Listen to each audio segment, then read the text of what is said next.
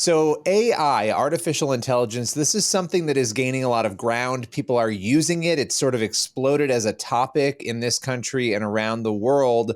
But one area that you look at, obviously persecution, it's an area that hasn't been given much attention. What most concerns you when it comes to AI and the persecuted church? Well, the example that pops out that is a clear and present danger is China and their use of artificial intelligence to monitor the movement of their population. In particular, then, they have a social scoring system which tracks church attendance and can prohibit children under the age of 18 from going to church, or if it can't prohibit it, it will certainly punish you on your social score. So that's happening right now. What we're trying to raise the alarm on is the effects that will grow as more and more of these artificial intelligence technologies come online, the way in which the biases of and assumptions that are built into this predictive modeling could affect religious faith. In particular, obviously, we're focused right now on the persecution of Christians, the monitoring of Christian activity, the censorship of worship services, pastors posting of videos, all the various implications of artificial intelligence. One of the things that I know you've raised, and I, I had not thought of this, but when you look around the world at persecution and how easy it is to accuse a Christian of doing something they didn't do, and other groups as well, but Christians in particular, to say, oh, that person said this or they did this. And in certain countries, that could mean your livelihood or your life, right? And you have this deep fake issue, right? Where videos could be created to make things look like they happened when they didn't. Talk a little bit about that, because that seems particularly terrifying when it comes to this persecution issue. Well, I mean, this, fundamentally, the human spirit is meant to see a threat when we perceive that we're somehow involved or have done something for which, maybe we could get in trouble for. And so the common discussion is, well, I haven't done anything wrong. Why should I be concerned? Well, deep fakes, artificial intelligence, can create a situation where it looks as though you are doing something, is a threat to that, because it in many cases around the world, blasphemy accusations or mob violence by extremists against Christians is not based on an actual event that happened, but on a word of mouth. Somebody said that they slandered Muhammad. A mob comes, attacks, kills, burns the church down, and it's done before the facts can catch up. So deep fakes, right now people are playing with them. You've seen versions of them on the internet as people are like, wow. I mean, for example, I saw one today. People are making it seem as though they're hiking along with a bear, and it's kind of a cute little idea. It's a deep fake, and a bear seems to be part of their hiking group having fun. Well, I mean, there are some really pernicious and difficult angles on this as we look forward to what could be done with deepfakes to frame people who are, maybe doing something that wouldn't be a normal part of religious expression in some parts of the world, or is forbidden by their government, and they want to go to church and they want to worship, they want to pray. This will happen. You add on to it the policies and the predictions and assumptions built into artificial intelligence around predictive policing, that they're working out formulas as to that who's a threat and who's not. The biases against Christians and against practices of faith is significant in many places around the world. That could be another issue with that. Yeah, I mean, that you end up with a situation where there's evidence, fake evidence for crimes that didn't really happen, instead of just that hearsay. Well, that person, I mean, it's terrifying enough that just saying somebody did something they didn't do could be enough to have them arrested or killed or stoned or, God forbid, whatever it is. Now you're creating fake evidence based on that potentially. The other thing that, I think a lot of people right now are playing around with some of these tools, and they're telling it, create a research paper or create a headline, and you can tell it to do whatever. But one of the other elements I have wondered about, and I'd love for you to speak to this, how can governments, restrictive governments and others, use these tools to actually censor or to cut out material to sort of shape narratives? Well, here's my prediction that every sermon online on YouTube, on Facebook, is at risk for either being censored or is being shadow banned right now. Biblical values will be one of the center point battles of censorship, and it is happening now. There are assumptions built into these social media companies that will keep certain content lower down or even ban it completely. So you, as you begin to see artificial intelligence get more sophisticated about this, you are going to see a rise in censorship. It's not that it's not happening, but that you will see them just outright banning it entirely, and there'll be very little we can do if we don't own the platform.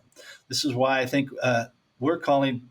Obviously, there's a role for government in passing laws which protect religious experience from these kinds of attacks of artificial intelligence. Unfortunately, China and others are ahead of it. They're in the shaping of these laws.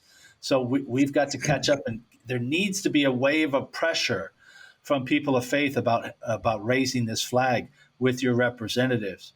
But we also then, as the body of Christ, need to begin to think about how can we create platforms that we cannot be banned from, where we can speak openly, where we can practice our faith peacefully.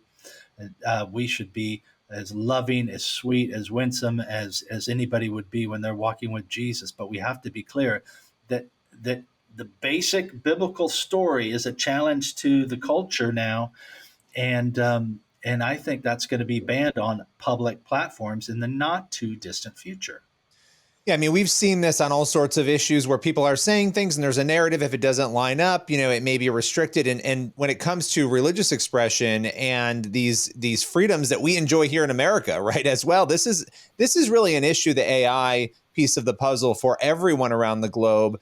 When I think of, the reports of China, the Chinese Communist Party rewriting the Bible, these different things that have circulated over the years, you look at that and then you look at how easy it is to tell a system or a computer to do something or say something or to install these sort of filters that these, restrictive nations and groups would want to install. There's a lot to think about here. And the technology, it feels like it's moving way faster than people are thinking about the ramifications of it. And you see people like Elon Musk and others sounding the alarm on this and actually saying we need to have some rules and regulations here. And I think that would be smart. Now, some of these countries are not going to abide by those rules and regulations, but having them make sense. I wanted to ask you one other thing about weapons, because this has come up a lot. How are certain countries or groups potentially going to use AI to restrict groups like persecuted Christians using weaponry?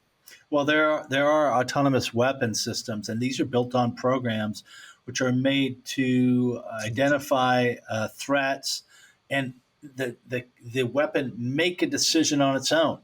There's already some level of sophistication. We see this in Nigeria from terrorist groups like ISIS, West Africa, Al Shabaab, where they're using technologies to narrow down the target of Christian population, cut them off from tech, from cell service, etc., and then attack. So it's a short leap from that to using autonomous weapons, which already exist, to make decisions to find out, let's say, attack churches on a Sunday morning, etc. So this is a possibility.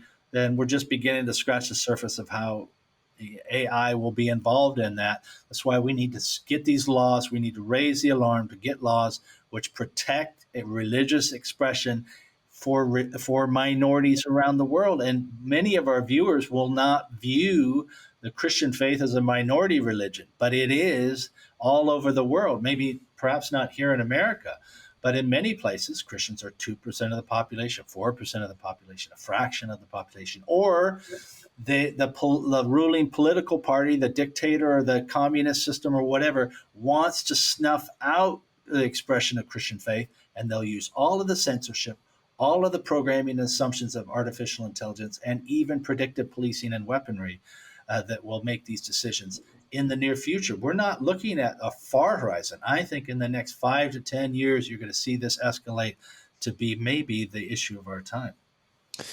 Absolutely. And just final question for you as we round out to a close here. Through Global Christian Relief and your work over the years, you have looked at all of these issues of persecution. And just because of what you just said, I think it's so important. Not everybody realizes the size and scope of this persecution problem when it comes to Christians around the globe. How bad is the problem right now? And would you say it's gotten worse or better? Well, right now in China, where artificial intelligence is most targeted against Christians, there's 100 million Christians. That's still a fraction of the population of the country, but it's a significant number. So globally, it's going to be more than 300 million Christians. You consider Africa and all of those sort of things.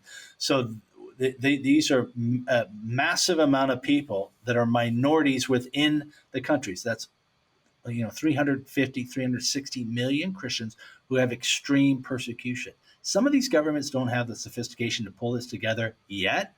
But the thing about AI, as you can see by tinkering with OpenAI or any of these other systems, is that they learn quickly, and that you're going to see an escalation and an integration with all the systems out there, so that the weaponry and the systems are taking the assumptions built into it, and it's learning and acting on its own. Well, there's a lot to think about, pray about, and act on there, trying to push through those regulations and just raising the issue as the church, and then getting politicians and others to pay attention. David Curry, as always, I appreciate your time. Thanks for coming on. Thank you.